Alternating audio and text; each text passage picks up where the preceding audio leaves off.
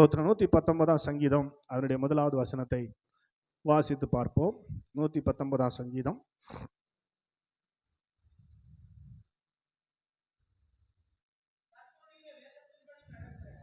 கர்த்தருடைய வேதத்தின்படி நடக்கிற உத்தம மார்க்கத்தார் பாக்கியவான்கள். வழியில சொல்லுங்க அல்லேலூயா.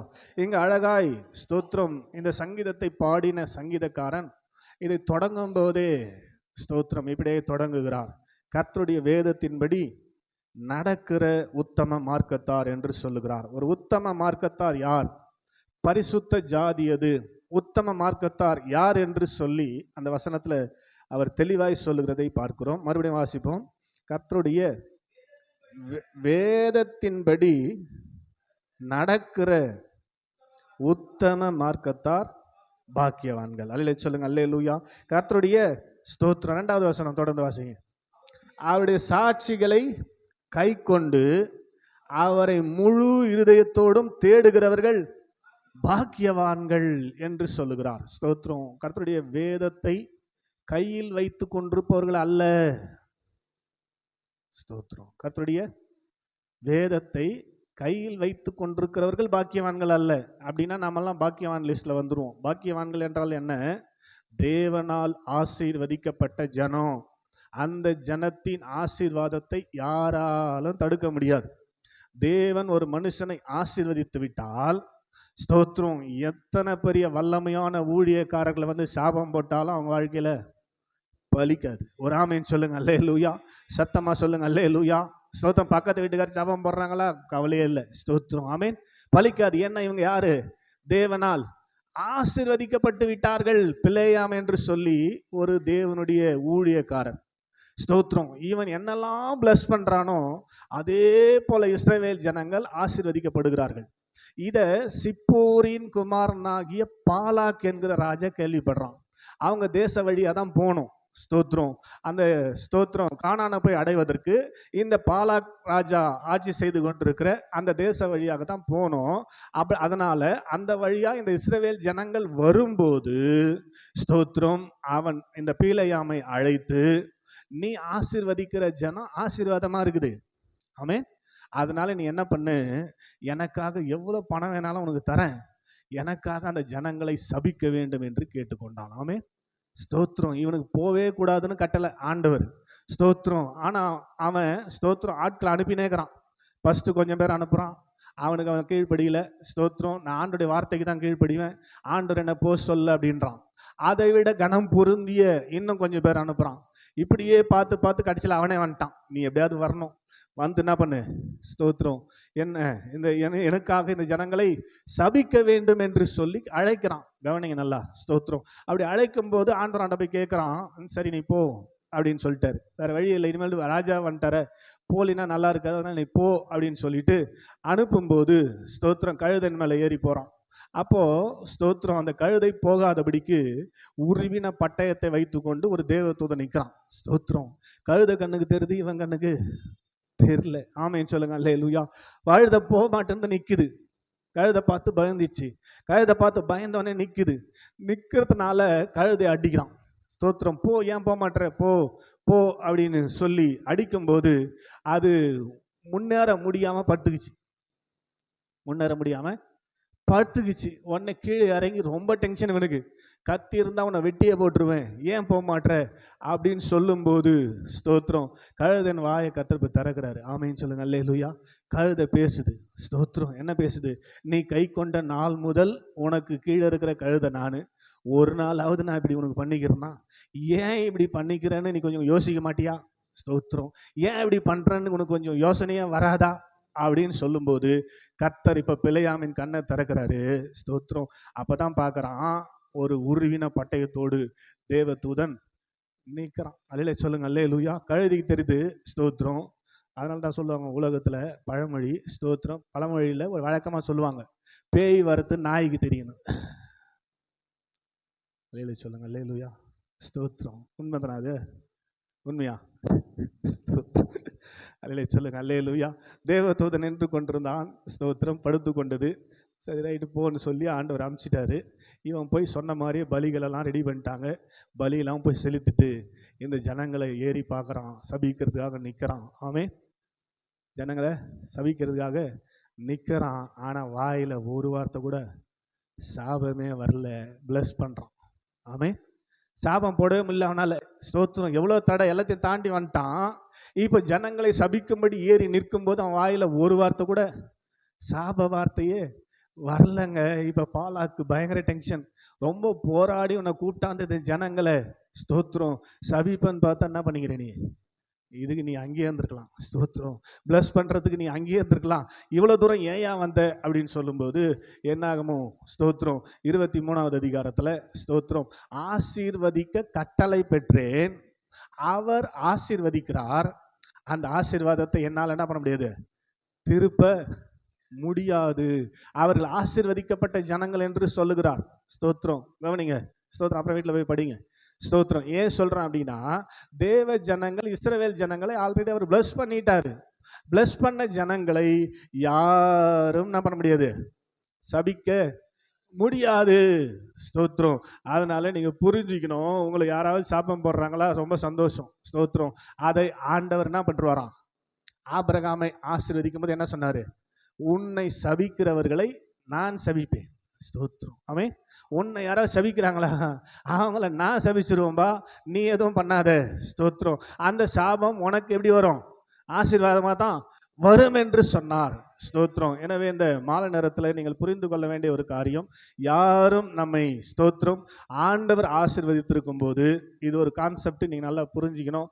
சாபம் போடுவது, எந்த வார்த்தை சொன்னாலும் தேவனால் ஆசீர்வதிக்கப்பட்ட ஜனங்களுக்கு பலிக்காது. நாமெல்லாம் தேவனால் ஆசீர்வதிக்கப்பட்டவர்கள், ரட்சிக்கப்பட்ட ஒவ்வொருவரும் தேவனால் ஆசீர்வதிக்கப்பட்டவர்கள். எந்த பெரிய வல்லமையான ஊழியக்காரர் வந்து சாபம் போட்டாலும் நமக்கு பலிக்காது. பில்லி சூனியம் பண்ணாலும் பலிக்காது. எந்த காரியம் பண்ணாலும் பலிக்காது. அது அவர்களுக்கு கர்த்தர் உன்னை சபிக்கிறவர்களை நான் சபிப்பேன் திருப்பி விட்டுருவார். கையை தட்டி ஆமைன்னு சொல்லுங்க. அல்லேலூயா. அப்ப இந்த மாலை நேரத்தில் நான் உங்களுக்கு சொல்ல வேண்டிய கான்செப்ட் என்ன? கர்த்தருடைய வேதத்தின்படி நடக்கிறவர்கள் தான் தேவனால் ஆசீர்வதிக்கப்பட்டவர்கள் என்று சொல்லி இந்த வசனத்துல சங்கீதக்காரன் எழுதுகிறார். இந்த சங்கீதத்தை யார் எழுதுன்னு தெரியல. ஸ்தோத்திரம், பேர் இல்லாம இருக்குது. 119ஆம் சங்கீதம். ஸ்தோத்திரம், அந்த உள்ள இருக்கிற வசனங்களின்படி வேதாராய்ச்சியாளர்கள் தாவீது எழுதியிருக்கலான்னு சொல்றாங்க. ஆனா தாவீது எழுதினார் என்பதற்கு ஆதாரமான காரியங்கள் இந்த சங்கீதத்துல இல்லை. ஸ்தோத்திரம், நீங்க வீட்டில் போய் ஆராய்ச்சி பண்ணி பாருங்க. அவர் கடைசியா 176வது சங்கீதத்துல முடிக்கிற அந்த வார்த்தையை வச்சு இந்த வசனத்தை, இந்த அதிகாரத்தை ஸ்தோத்திரம் தாவீது எழுதியிருக்கலாம், தாவீது பாடி இருக்கலாம் என்று சொல்றாங்க. கலாத்ய வசனம் வாசிங்க.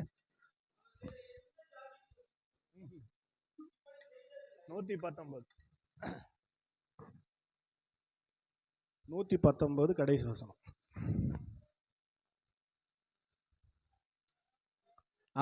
காணாமல் போன 176, காணாமல் போன ஆட்டை போல வழி தப்பி போனேன், அடியேனை தேடுவீராக, உமது கற்பனைகளை நான் மறவேன். இந்த ஆட்டோட சம்பந்தப்பத்தி வர்றதுனால இது ஒரு வேளை தாவீது எழுதியிருக்கலான்னு சொல்றாங்க வேத ஆராய்ச்சியாளர்கள். ஆட்டை பத்தி அவர் எழுதிக்கிறதுனால நிறைய சங்கீதத்துல அவர் மேய்ப்பர், ஆடு கிடுன்னு எழுதுவார். அதனால தான் சங்கீதம் இந்த 119 தாவீது எழுதியிருக்கலாம் என்று கணிக்கிறார்கள். நல்ல கவனிங்க. நீங்க உண்மையாகவே பாக்கியவானாய், தேவனால் ஆசீர்வதிக்கப்பட்ட ஜனமாய், யார் சபித்தாலும் யார் என்ன பண்ணாலும் உங்ககிட்ட வராத ஒரு பாக்கியமான ஜனமாய் நீங்கள் வாழ வேண்டும் என்றால் நீங்கள் செய்ய வேண்டிய முக்கியமான காரியம் கர்த்தருடைய வேதத்தின்படி நடப்பதற்கு உங்களை ஒப்பு கொடுக்கணும். ஆமென். வேதத்தை கையில் வைத்து கொண்டிருப்பதற்கு அல்ல, வேதத்தின்படி நடப்பதற்கு ஒப்பு கொடுக்கும் போதுதான் பாக்கியவானாய், தேவனால் ஆசீர்வாதம் பெற்ற ஜனமாய் நாம் காணப்பட முடியுமே தவிர, ஸ்தோத்திரம், வேதத்தை கையில் வைத்திருப்பதனாலேயோ தேவ சமூகத்தில் வந்து அவரை பாடுவதனாலோ ஆராதிப்பதனாலேயோ நாம் பாக்கியவானாய் வாழ முடியாது என்பதை இந்த வசனம் தெளிவாய் நமக்கு சொல்லுகிறது. தெளிவாய் நமக்கு சொல்லுகிறது. கர்த்தருடைய வேதத்தின்படி நடக்கிற உத்தம மார்க்கத்தார் அவர்கள் தான் யாராம்? பாக்கியவான்கள் என்று சொல்லி இங்கு எழுதுகிறதை பார்க்கிறோம். அப்ப நம்ம வேதத்தின்படி நடக்கணும். எப்படி நடக்கணும்? எப்படி நடக்க முடியும் வேதத்தின்படி? நடக்க முடியுமா? வேதம்னா வசனம், வார்த்தை. அவருடைய வார்த்தையின்படி தான் நடக்கணும். ஸ்தோத்திரம். அவர் வார்த்தையை தான் போதிப்பார். 32வது அதிகாரம் 8வது வசனம், நான் உனக்கு போதிப்பேன். எதை போதிப்பாரு? வார்த்தையை தானே, வசனத்தை தானே போதிப்பாரு. நான் உனக்கு போதித்து நீ நடக்க வேண்டிய வழியில உன்னை நடத்துவேன். அப்போ அந்த வேதத்தின்படி நடக்கணும்னா கவனிங்க, ஸ்தோத்திரம், வேத வசனம் நமக்கு தெரியணும். வசனம் தெரியாம நம்மால வேதத்தின்படி நடக்கவே முடியாது. அப்படி தானே? அதனால தான் இதே 119 105 சொல்லுவாரு, உம்முடைய வசனம் என் கால்களுக்கு தீபமும் என் பாதைக்கு. அப்படின்னா என்ன அர்த்தங்க? கொஞ்சம் பாருங்க. நான் போற வழியில தீபம்னா லைட்டு, வெளிச்சம்னா நான் போற வழிக்கான பாதையை காட்டுறது எதுதான்? ஸ்தோத்திரம். அதனால தான் சொல்றாரு, கர்த்தருடைய வேதத்தின்படி நடக்கிற உத்தம மார்க்கத்தார் பாக்கியவான்கள். நம்ம போற வழியில வசனம் நமக்கு வெளிச்சம் காட்டுதா? ஆமே. அப்படிதான் சொல்றாரு 32:8, நான் உனக்கு போதித்து நீ நடக்க வேண்டிய வழியை காட்டுவேன்றாரு. அப்ப நம்ம ஒரு வழியில போறோம்னா அந்த வசனம் வந்து நிக்கணும் முன்னாடி. இந்த வழி சரியில்லை, எப்படி உருவின பட்டயத்தோடு பீலேயாமுக்கு எதிராக வந்து தேவதூதன் நின்னானோ அது போல நமக்கு ஆதாரம் என்ன? தேவதூதன் வந்து நிக்க முடியாது. ஸ்தோத்திரம். நமக்கு முன்னாடி நின்று நம்ம வழிநடத்த போறது எதுதான்? ஸ்தோத்திரம். அப்ப வசனம் நம்மளை வழிநடத்தணும்னா வசனம் நமக்கு தெரியணுமே. தெரியாத எப்படி வழிநடத்தும்? ஒரு இடத்துக்கு போறோம்னா இங்க போகாதேன்னு சொல்ற அளவுக்கு வசனம் நமக்கு தெரியணும். நீ செய்யறது தவறு என்பதை வசனம் உனக்கு உணர்த்தினால்தான், வசனம் உனக்கு சொன்னால்தான் நீ அந்த காரியத்தை செய்யாதபடி அதை விட முடியுமே தவிர, ஸ்தோத்திரம், நாம் வசனம் தெரியாம வசனத்தின்படி வாழவே முடியாதுங்க. வசனத்தின்படி வாழ முடியலன்னா ரொம்ப கஷ்டம். ஸ்தோத்திரம். யோவான் 12:48 அழகா சொல்லுது. யோவான் எழுதின சுவிசேஷம் 12வது அதிகாரம் 48வது வசனத்தை வாசிங்க.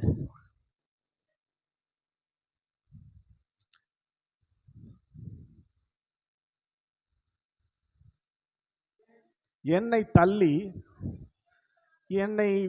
என் வார்த்தைகளை ஏற்றுக்கொள்ளாதவனை நியாயம் தீர்க்கிறது ஒன்று இருக்கிறது. நான் சொன்ன வசனமே அவனை கடைசி நாளில் நியாயம் தீர்க்கும். கவனிங்க, ஸ்தோத்திரம், நல்லா கவனிங்க. வசனம் நடத்துகிறது என்பதற்கு ஆதாரம் இயேசு சொன்ன இந்த அற்புதமான வார்த்தை. ஸ்தோத்திரம். நீ இதை செய்யாத, நீ இதை பண்ணாத, நீ இதை செஞ்சினா இது உனக்கு வரும்னு சொல்லி வசனம் உங்களோடு கூட பேசி உங்களை தடுக்காமல் நீங்க அந்த காரியத்தை செய்து விட்டபடினாலே இவன் நியாயத்திற்கு ஜட்ஜ்மெண்ட் வருது. ஜட்ஜ்மெண்ட்ல ஸ்தோத்திரம் இந்த வசனம் வந்து நின்று பேசும். ஆமே. சொல்லுங்க அல்லேலூயா. 13ஆம் தேதி ஸ்தோத்திரம் 2ஆம் மாதம் 2026 நைட்டு 8:15 மணிக்கு இந்த வார்த்தையை கொண்டு உன்னோடு பேசி இருக்கிறேன். வசனம் பேசுமா பேசாதா? யோவான் 6:63 வாசி. யோவான் 6வது அதிகாரம் 63வது வசனம்.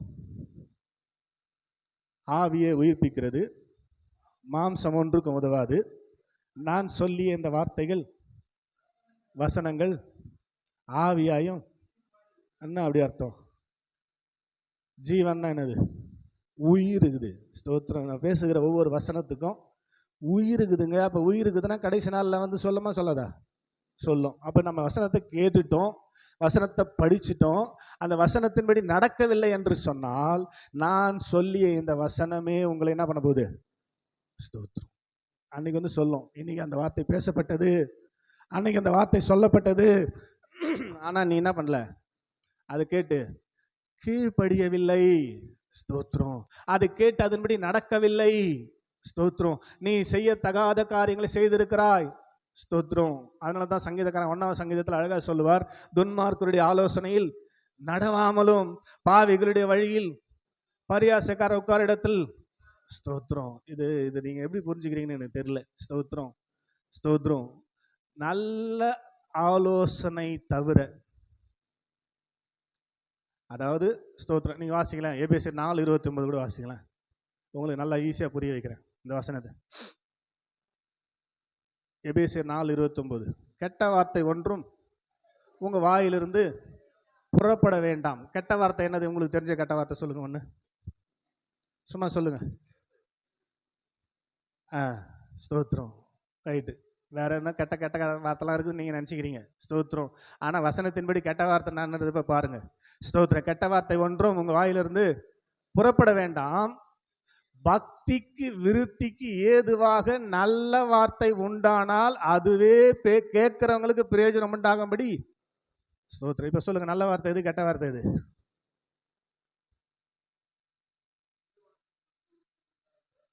அதுதான் நல்ல வார்த்தை. ஸ்தோத்திரம். ஆமீன் சொல்லுங்க. அல்லேலூயா. நீங்க பேசுறதுனால அவங்க பக்தியில கொஞ்சம் வளர்றாங்கன்னா அந்த வார்த்தைக்கு பேர் தான். மீதி எல்லாமே இதுதான் துன்மார்க்கனுடைய ஆலோசனை. பக்தி விருத்திக்கு ஏதுவல்லாம உன்னை கூட்டுமை தேவையில்லாத ஆலோசனை கொடுக்குறான் பாருங்க, அந்த ஆலோசனைக்கு பேர் தான் என்ன ஆலோசனை? பக்தி விருத்துக்கு ஏதுவல்லாத எல்லாமே தான். சொல்ல மாட்டீங்களே. ஸ்தோத்திரம். அதெல்லாம் நம்ம என்ன கூடாது, நடக்க கூடாது. ஸ்தோத்திரம். அல்லே சொல்லுங்க. அல்லேலூயா. பாவிகளுடைய வழியில நிற்க கூடாது. பரியாசக உட்கார இடத்துல. ஸ்தோத்திரம். நம்ம உட்கார வேண்டிய இடம் சர்ச்சு, நம்ம எங்க உட்காரன்னு பாருங்க.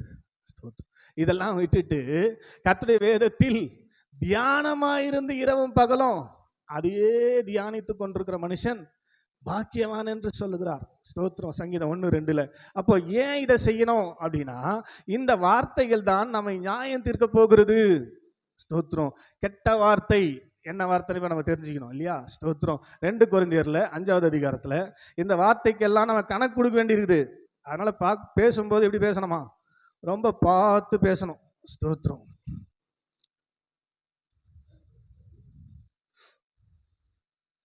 ரெண்டு கொரிந்தியர் புஸ்தகம். நம்ம பேசுற அதிகமா பேசவே கூடாது. ஸ்தோத்திரம். பேசினாவே டேஞ்சர். ஆகாத சம்பாஷணை நல்லொழுக்கங்களை கெடுக்குமா. ஸ்தோத்திரம். வாசிங்க 5வது அதிகாரம் அதனுடைய ஸ்தோத்திரம் 10வது வசனம்.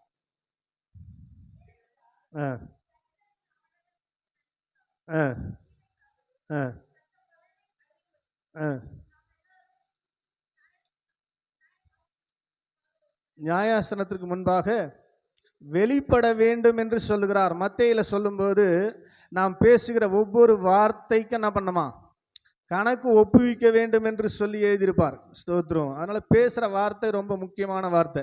ஸ்தோத்திரம். நம்ம பேசுற வார்த்தையினால ஒருத்தர் பக்தி விருத்தி அடையணும், பக்தியில வளரணும். ஸ்தோத்திரம். அதுதான் நல்ல வார்த்தை என்று சொல்லி இங்கே போடப்பட்டிருக்கிறது. எனவே என்னை கேட்டுக்கொண்டிருக்கிற அருமையான தேவ ஜனமே, நாம் என்ன வார்த்தை பேசி கொண்டிருக்கிறோம்? நீங்க பேசுறதுனால எத்தனை பேர் பக்தி விருத்தி அடைஞ்சிருக்கிறாங்க பாருங்க. அப்ப எவ்வளோ கெட்ட வார்த்தை நம்ம பேசினுக்கிறோம். அந்த எல்லா வார்த்தைக்கு என்ன பண்ணணுமா, நியாய தீர்ப்பு நாளிலே கணக்கு, மனுஷர் பேசுகிற வீணான வார்த்தைகளை குறித்து நியாய தீர்ப்பு நாளிலே கணக்கு ஒப்புவிக்க வேண்டும் என்று உங்களுக்கு சொல்லுகிறேன்னு சொல்லுவார். லூக்கா எழுதின சுவிசேஷமா? ஸ்தோத்திரம். வாசித்து பாருங்க. 11வது அதிகாரம் நினைக்கிறேன். லூக்கா எழுதின சுவிசேஷம்.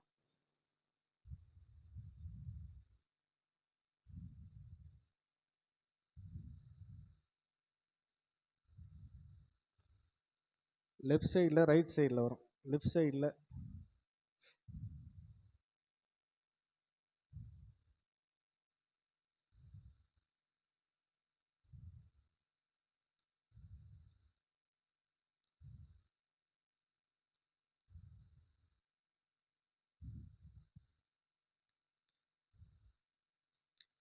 லெஃப்ட் சைடில் ரைட் பார்ட்டில் வரும். மனுஷர் பேசும் வீணான வார்த்தைகளை குறித்து நியாய தீர்ப்பு நாளிலே கணக்கு ஒப்புவிக்க வேண்டும். சரி, நான் அப்புறம் உங்களுக்கு ரெஃபரன்ஸ் சொல்கிறேன், டைம் வேஸ்ட்டாக போகுது. ஸ்தோத்திரம். கவனிங்க. ஸ்தோத்திரம். இப்படி வசன பழக்கம் இல்லாமல் இருந்தால் வசனம் நம்மை நடத்துமா? வசனத்தின்படி நான் நடக்க முடியுமா?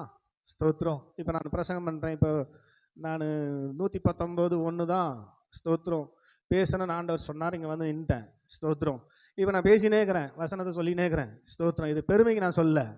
ஏன் எனக்கு இப்படி வசனம் வந்து நேக்குது?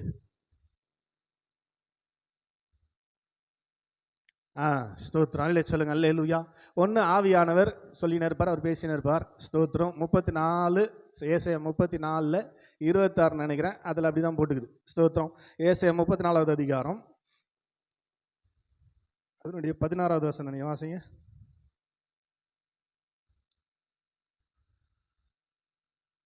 ஏசாயா 34:16 இல்லையா? கர்த்தருடைய புஸ்தகத்திலே தேடி வாசியுங்கள். இவைகளில் ஒன்றும் குறையாது, இவைகளில் ஒன்றும் ஜோடி இல்லாதிராது. அவருடைய வாய் இதை சொல்லிற்று, அவருடைய ஆவி அவைகளை சேர்க்கும். இப்போ ஒரு டாபிக் பேசுகிறோம் அப்படின்னா ஸ்தோத்திரம் குறிப்பு எதுன்னு வந்து பேசுறது பிரசங்கமே கிடையாது.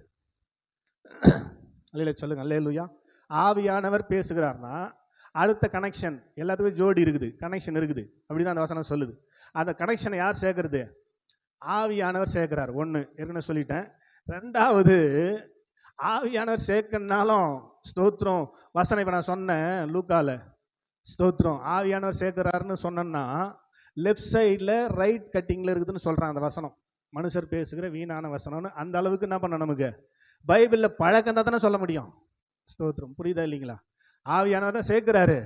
ஆனால் இப்போ நான் மனுஷர் பேசுகிற வீணான வார்த்தைக்கு சொன்னேனே ஸ்தோத்திரம், அதுக்கு என்ன சொன்னேன் நான்? லெஃப்ட் சைடில் 2 பார்ட் இருக்குது இல்லையா, லெஃப்ட் சைடில் இருக்கிற ரைட் பார்ட்டில் இருக்குதுன்னு சொல்கிறேன். நீங்கள் வீட்டில் போய் அப்புறம் பாருங்கள், நான் ரெஃபரன்ஸ் போடும்போதும் பாருங்கள், செக் பண்ணி பாருங்கள். எப்படி எனக்கு அது தெரியுது? ஆவியானவர் எனக்கு லீட் பண்ணுறாரு. ஒன்று. ரெண்டாவது வசன பழக்கம். ஸ்தோத்திரம் இதுவரை 108வது முறை முடிக்க போகிறேன். ஸ்தோத்திரம் பெருமைக்கெல்லாம் சொல்லலை.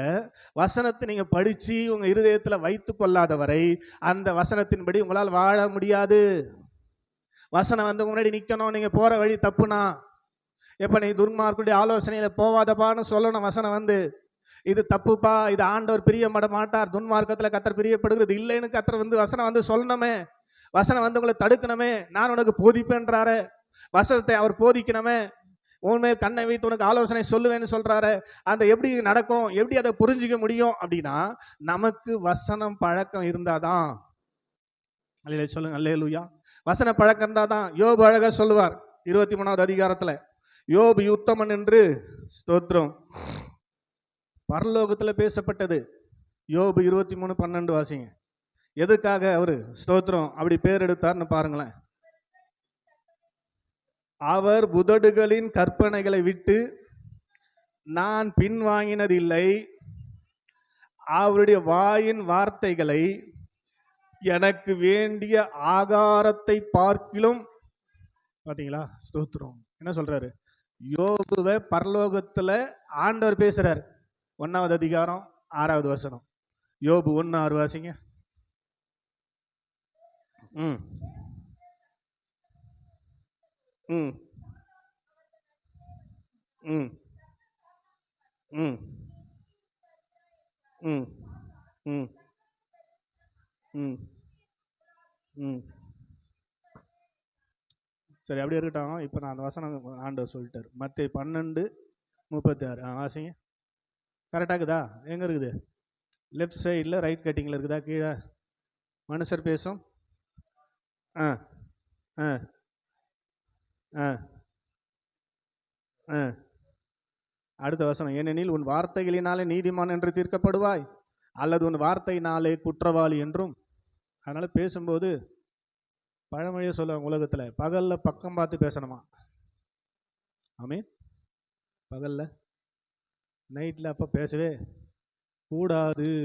உன் பேசுகிறத குருவி கொண்டு போயிடமா, பக்கத்தில் இருக்கிற பூனை கொண்டு போயிடும், நாய் கொண்டு போய் சொல்கிறோம் பக்கத்து வீட்டை. ஸ்தோத்திரம். அதனால் பேசவே கூடாது. ஸ்தோத்திரம். மனுஷர் பேசுகிற வீணான வார்த்தை, அதுவும் மற்றவங்களை பற்றி பேசவே கூடாது. மற்றவங்களை பற்றி பேசவே கூடாதுங்க. நமக்கு எந்த ரைட்ஸும் கிடையாது. மத்தேயு 10:16 வாசிங்க, 18 வாசிங்க. மத்தேயு 10வது அதிகாரம் 18வது வசனம் என்ன சொல்லுது பாருங்க. மற்றவங்களை பற்றி பேசுறதுக்கு நமக்கு ரைட்ஸே கிடையாது. வாசிங்க 10:18. ஆ ஆ ஆ ஆ இல்லை 18:10 சாரி, மத்தேயு 18:10 பாருங்களேன். நீங்கள் இதெல்லாம் பார்த்துக்கணும். நீங்கள் இதெல்லாம் பேசாத கொஞ்சம் கண்ட்ரோல் பண்ணுறதுக்காக சொல்கிறேன். இந்த சிறியரில் ஒருவனையும் அற்பமா எண்ணாதபடிக்கு எச்சரிக்கையாயிருங்கள், அவர்களுக்குரிய தேவ தூதர்கள் அனுதினமும் பரலோகத்திலே என் பிதாவை தரிசிக்கிறார். கவனிங்களேன், கவனிங்களேன். ஸ்தோத்திரம். இதனை நல்லா புரிஞ்சுக்கணும். ஸ்தோத்திரம். வேதம் அழகா சொல்லு 91ஆம் சங்கீதத்தில், உன் பாதம் கல்லிடாதபடிக்கு உனக்காக தம்முடைய தூதர்களுக்கு கட்டளையிடுவார். எப்போ நம்ம ரட்சிக்கப்பட்டு வந்துட்டோமோ அப்போவே நமக்கென ஒவ்வொரு தூதரை நமக்கு கொடுத்துட்றாருங்க ஆண்டவர். நல்லா கவனிச்சிங்க. ஸ்தோத்திரம். ஒவ்வொரு தூதர் நமக்கு எஸ்கார்டா கொடுத்துட்றாரு. ஸ்தோத்திரம். அதனால தான் கால் இடறும் போது தூதர் உடனே என்ன பண்ணுவார், பிடிச்சிப்பாருன்னு சொல்றாரு. ஸ்தோத்திரம். இந்த வசனம் என்ன சொல்லுது, டெய்லி உன்னை பத்தி போய் பரலோகத்துல ரிப்போர்ட் பண்ணிக்கினே இருப்பாராம் அவரு. அப்படிதான் சொல்லுது. ஸ்தோத்திரம். இந்த சிறியரில் ஒருவரையும் அற்பமா எண்ணாதபடிக்கு நீங்கள் எப்படி இருக்கணுமா, எச்சரிக்கையா இருங்கள்ன்றாரு. அப்படிதான் சொல்றாரு, எச்சரிக்கையா இருங்கள். ஸ்தோத்திரம். இப்போ எனக்கு தூதர் இருக்காரு. ஸ்தோத்திரம். இப்போ எல்டாவுக்கும் தூதர் இருக்காரு. நான் எல்டாவை பத்தி தப்பா பேசினா எல்டாவுக்கு தெரியுதோ தெரியலையோ, ஆனா யாருக்கு தெரியும், தெரியும். அவர் போய் எங்க சொல்றாரு, அப்ப பேசுறவருக்கு கண்டிப்பா பனிஷ்மெண்ட் இருக்குமா இருக்காதா? புரியுதா இல்லையா உங்களுக்கு? நான் சொல்ல மாட்டேன். ஸ்தோத்திரம். என்னை பத்தி பேசினா நான் சொல்றதே இல்லை, நான் அதை பத்தி ஜெபம் பண்றதே இல்லை, கேர் பண்றதே இல்லை. ஆனா எனக்கு கொடுத்துருக்க தூதம் போய் என்ன பண்ணிடுறான், இவரை பத்தி இவங்க இந்த மாதிரி பேசினாங்க. அப்ப பேசினவங்களுக்கு பனிஷ்மெண்ட் இருக்குமா இருக்காதா? கண்டிப்பா இருக்கும். அதனால தான் என்ன பண்ணக்கூடாது, யாரை பத்தியும் நான் சொல்ல போறது இல்லைங்க, நான் ஜெபம் பண்ண போறது இல்லைங்க, நீங்க சொல்ல போறது இல்லை, நீங்க ஜெபம் பண்ண போறது இல்லை. யாரை பத்தி யார் பேசினாலும், புரியுதா இல்லையா உங்களுக்கு? ஒவ்வொருக்கும் கொடுக்கப்பட்டிருக்கிற அந்த தூதர் போய் என்ன பண்ணிடுறாரு, டெய்லி ரிப்போர்ட் பண்ணோம். இன்னைக்கு என்ன நடந்தது, இவருக்கு என்ன நடந்தது, என்ன பண்ண இவருக்கு என்ன உதவி செஞ்சுக்கிற அப்படின்னு சொல்லி ஆண்டவர் அங்கே ரிப்போர்ட் கேட்குறாரு. அவன் போய் என்ன பண்ணுறான், இன்னைக்கு இந்த தேதியில் இவரை பற்றி என்ன பண்ணிக்கிறாங்க, இது மாதிரி அவதூறாக பேசினாங்க, இவரை இது மாதிரி குற்றப்படுத்தி இருக்கிறாங்க அப்படின்னு சொல்லும்போது ஆண்டவர் தேவையில்லாத ஸ்தோத்திரம் நீதிமான் மேலே குற்றப்படுத்துகிறதுனால உடனே ஆண்டவர் ரிவெஞ்ச் எடுப்பார் அப்படின்னு நிறைய எடுத்துக்கிறாரு அவன் வாழ்க்கையில். ஸ்தோத்திரம். லேண்டு பிரச்சனை பற்றி உங்களாண்ட சொல்லியிருக்கிறேன் ஏற்கனவே. ஸ்தோத்திரம். அந்த லேண்டு பிரச்சனை பண்ணவங்களை, ஸ்தோத்திரம், நான் எதுவுமே பண்ணல, அதுக்காக ஒரு நாள் ஜெபம் பண்ணதும் இல்லை. ஸ்தோத்திரம். போன வாரத்தில் நியூஸ் வருது. ஸ்தோத்திரம். ஒரு ஆக்சிடென்ட்ல இடுப்பு கீழே சுத்தமாக வேலை செய்யலை, பெட் ரிடன் ஆகுறாருன்னு. 6 மாதம் முன்னாடி நடந்துக்குது. ஆனால் எனக்கு 6 மாதம் கழிச்சு தான் தெரியுது. நான் அதுக்காக ஒரு ஜெபமும் பண்ணல, ஒரு காரியத்தையும் ஆண்டோட சமூகத்தில் சொல்லவே இல்லை. இது ரட்சிக்கப்பட்டதுல நடக்குது. ரட்சிக்கப்பட்ட ஆரம்பத்தில் ஸ்தோத்திரம் ஒருத்தர் எனக்கு விரோதமாக எழும்பி என்னை சூனியம் வச்சு கொல்லணும்னு போறாரு.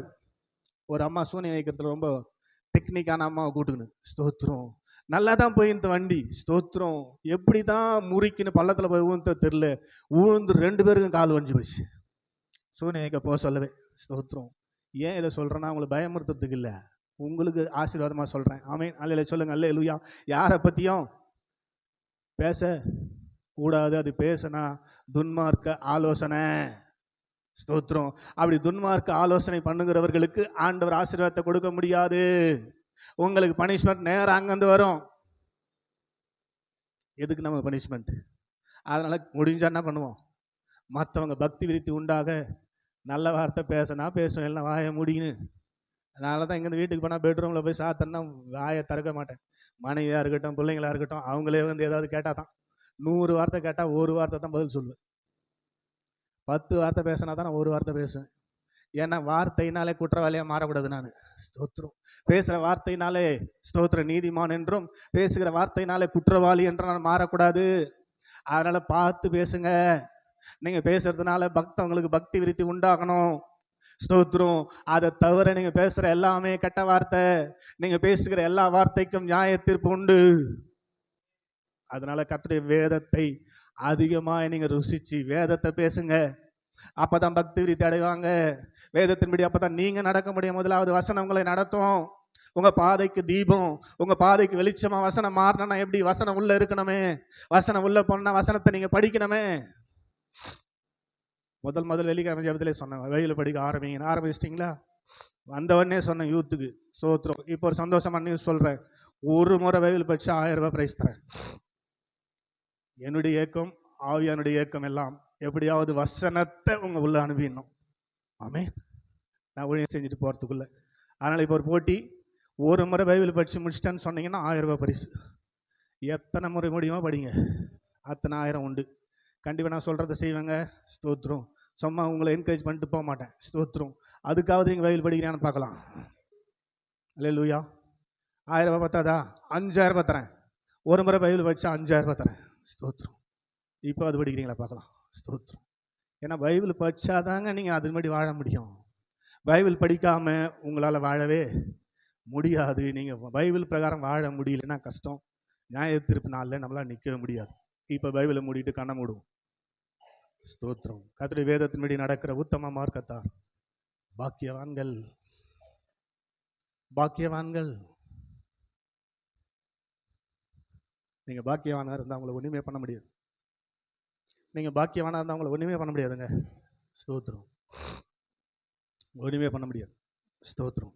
யாரும் எதுவும் பண்ண முடியாது உங்களை. நீங்க பாக்கியவானா இருக்கணும். நீங்க பாக்கியவானா இருக்கணும். எப்ப நீங்க பாக்கியவானா இருக்க முடியும்? கர்த்தருடைய வேதத்தின்படி நடக்க உங்களை அர்ப்பணிக்கணும். எப்ப வேதத்தின்படி நடக்க முடியும்? ஸ்தோத்திரம். யோபு அழகா சொன்னார், அந்த கதையை சொல்லவே இல்லை. ஸ்தோத்திரம். என் ஆகாரத்தை காட்டிலும் உங்களுடைய வார்த்தையை நான் காத்துக்கொண்டேன். எனக்கு சாப்பாடு பெருசா தெரியலங்க, உங்களுடைய வார்த்தை தான். யார் சொன்னது இது? யோபு 23-22 வாசித்தமே. ஸ்தோத்திரம். யோபு யுத்தமன் என்று ஆண்டவரால் பரலோகத்தில் பேசப்பட்டது காரணம் என்ன? உத்தம மார்க்கத்தார் கர்த்தருடைய வேதத்தின்படி நடக்கிறவர்கள் என்று சங்கீதக்காரன் 119:1 எழுதினது தாங்க. ஸ்தோத்திரம். அவர் சொல்றார் 23-22, என் ஆகாரத்தை காட்டிலும், என் சாப்பாட்டை காட்டிலும், ஸ்தோத்திரம், உங்களுடைய வார்த்தையை நான் காத்துக்கொண்டேன். உங்களுடைய வார்த்தையை காத்துக்கொண்டேன். அதனால தான் அந்த 1வது அதிகாரம் கடைசி அப்படி முடியும். யாராவது வாசிங்களேன். இவை எல்லாவற்றிலும் யோபு தான் உதடுகளினால் பாவம் செய்யவே இல்லை. வாயில ஒரு கெட்ட வார்த்தை அவன் வாயில வரவே இல்லை. ஸ்தோத்திரம். உத்தமன் என்று பேர் எடுத்தார். அருமையானவர்களே, எத்தனை பேர் உத்தம மார்க்கத்தாராய் பாக்கியவானாய் இந்த மாலை நேரத்தில் வாழ விரும்புறீங்க? ஸ்தோத்திரம். முழங்கால் பிடிக்கிட்டு, ஆண்டவரே ஸ்தோத்திரம், உடைய வேத வசனத்தின் மேல எனக்கு ஒரு வாஞ்சை கொடுங்கப்பா. கேளுங்களேன், கேளுங்களேன். உடைய வேதத்தை நான் வாசிக்க யோபு போல உங்களுடைய வார்த்தைகளை ஆண்டவரே என் ஆகாரத்தை காட்டிலும் காத்துக்கொள்ள எனக்கு கிருபை செய்யுங்கப்பா. சொல்லுங்களேன். ஹல்லேலூயா, ஹல்லேலூயா, ஹல்லேலூயா. நன்றி அப்பா, நன்றி அப்பா, நன்றி அப்பா. கேளுங்க, கேளுங்க, கேளுங்க. ஜெபம் பண்ணுங்க. ஜெபம் முடிக்க போறோம். ஸ்தோத்திரம். ஒரே ஒரு நிமிஷம் ஜெபம் பண்ணுங்களேன். உண்மையா, உண்மையா நீங்க உத்தம மார்க்கத்தாராய் பாக்கியவான் என்ற பேர் எடுக்கணுமா? கர்த்தருடைய சமூகத்துல நியாய தீர்ப்பு நாள்ல தைரியமா நிக்கணுமா? கர்த்தருடைய வார்த்தையின்படி வாழுங்க. கர்த்தருடைய வார்த்தையின்படி நடங்க. கர்த்தருடைய வார்த்தையின்படி வாழ்வதற்கு அர்ப்பணிங்க. கர்த்தருடைய வார்த்தையின் மேல ஒரு தாகம் வரட்டும், பசி தாகம் வரட்டும். ஹalleluya, hallelujah, hallelujah, hallelujah, hallelujah. Thank you அப்பா, thank you அப்பா, thank you அப்பா, thank you அப்பா, thank you அப்பா. நன்றியோடு ஸ்தோத்திரிக்கிறோம், நன்றியோடு ஸ்தோத்திரிக்கிறோம், நன்றியோடு ஸ்தோத்திரிக்கிறோம், நன்றியோடு ஸ்தோத்திரிக்கிறோம்.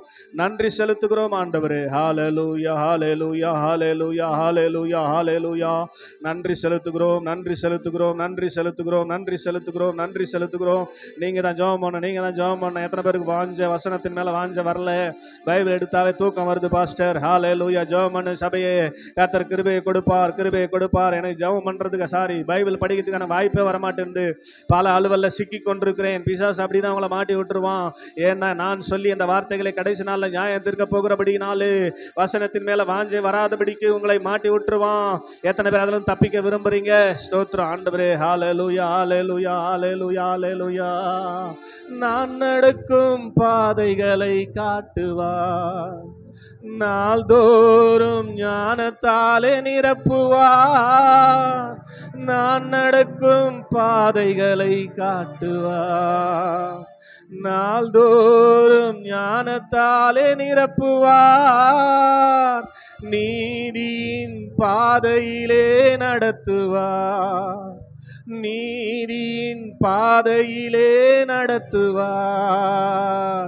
நிழல் போல நம் வாழ்வை தொடருவார், நிழல் போல நம் வாழ்வை தொடருவார். ஆமென், அல்லேலூயா, ஆமென், அல்லேலூயா, ஆமென், அல்லேலூயா,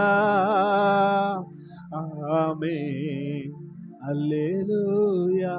எந்த பக்கம் போனாலும் உடனிருந்து இதுதான் வழி என்றே காட்டுவார்.